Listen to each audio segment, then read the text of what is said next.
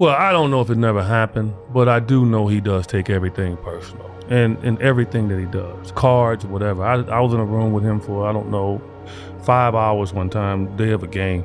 We played cards. He wouldn't let us leave. Welcome, sports fans. This is the Chicago Sports Casino. These guys know me for who I am, and I try to make them understand me for who I am. And I enjoy just being around and joking around and just being a part of them. Rory Cheesesteak Sparrow wins again. But we know why he wins. Me, Tom Chambers, Ty Corbin. And I can't remember if it was an exhibition game or was the play. I can't remember. I'm old. It was an exhibition game, and he would not let us leave. And I'll never forget one of my first exhibition games. We played the Bulls.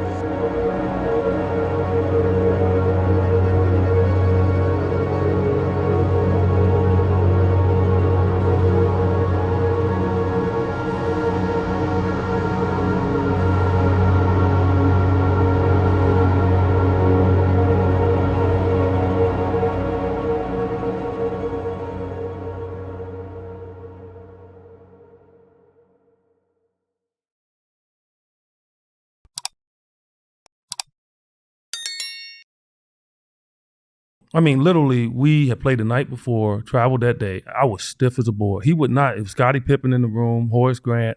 I mean, we just playing this game called Tonk, okay? And we just going at it. And now I stood up. I couldn't hardly walk. And we were stiff. I called Cotton, said, Cotton, I can't go. He said, that's okay. I was going to hold you out. Tom called him up. Cotton, I'm sore. I can't go. That's okay. I wasn't going to play you. And Ty Corbin wouldn't dare do it, right? I'm not doing it. And we're playing cards, and people are knocking on Michael's door, and he's in there as an alias anyway, and we're playing cards and whatever like this. And it was the funniest thing ever because it was Pippen and Michael and Neely and myself and I don't know, a few other people. I can't remember exactly who it was. I think maybe Kerr was even there. I can't remember.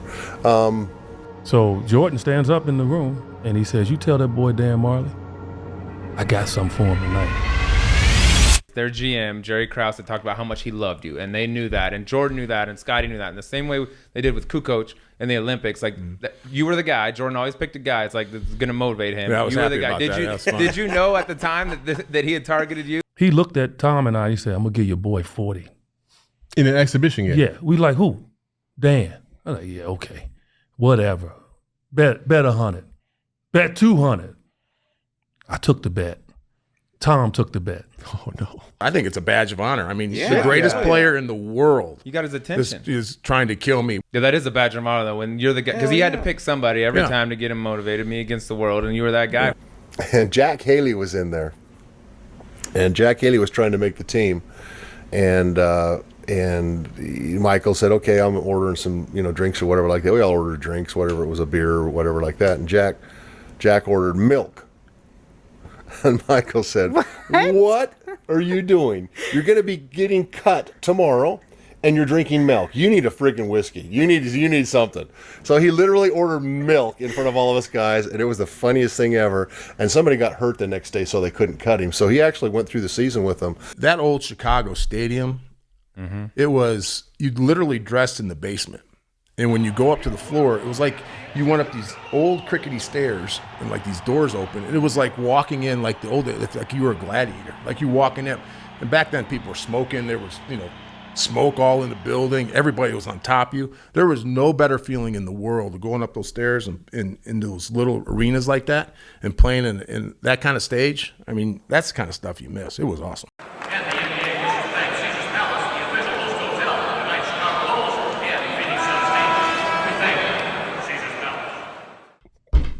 So he starts the game, and he just going nuts.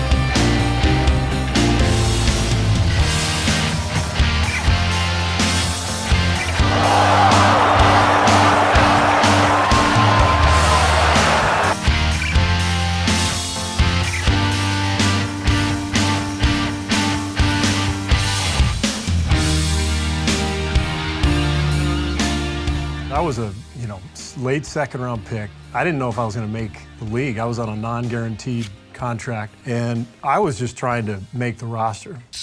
I'm over there still stiff. I got heat packs under my clothes, man. I'm like, stiff.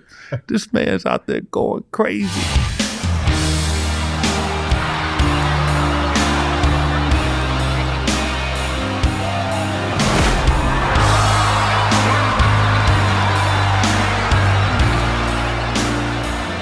And it doesn't make me feel any way because he is the greatest player in the world.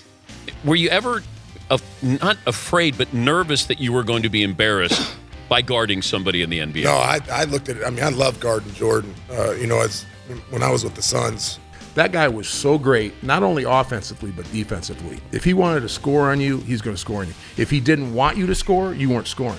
Wow. It was a challenge, and I loved it. I think that was, you knew you were going to get scored on. And just tried not to get, as you said, embarrassed. And that's why I never said anything to Jordan. My whole philosophy of playing Jordan was to talk golf. Ask about how his drives and putts were, and that's all I did. Smart. I was like, hey, Mike, how's the game? What kind of ball you playing? what clubs he's using. I'm just trying to keep him mellow, so maybe he'll give me 35. Yeah. Because if I piss him off, he's going to give me 55. Right? So I'm just talking golf. So I didn't know that was one of his motivations, and now it kind of makes sense. Were you 'cause he guarding went him off. on the defensive side? We kept on switching.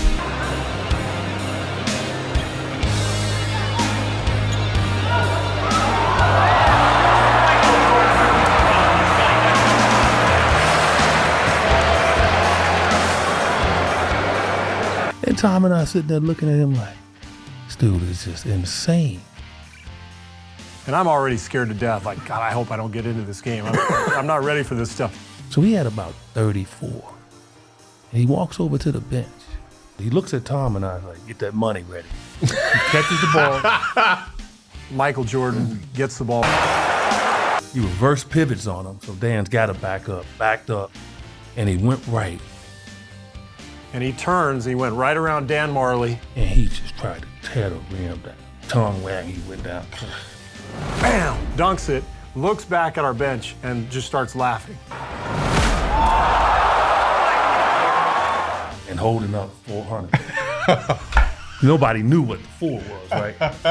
And I'm looking like, there's no way in hell I can ever make more. Now I really don't want to. I thought he. And he went, man, he dunked for the 40 on everybody. And look what ran past bench, I want my money. Checked himself out the game. And so we're looking, so timeout, Cotton called a timeout.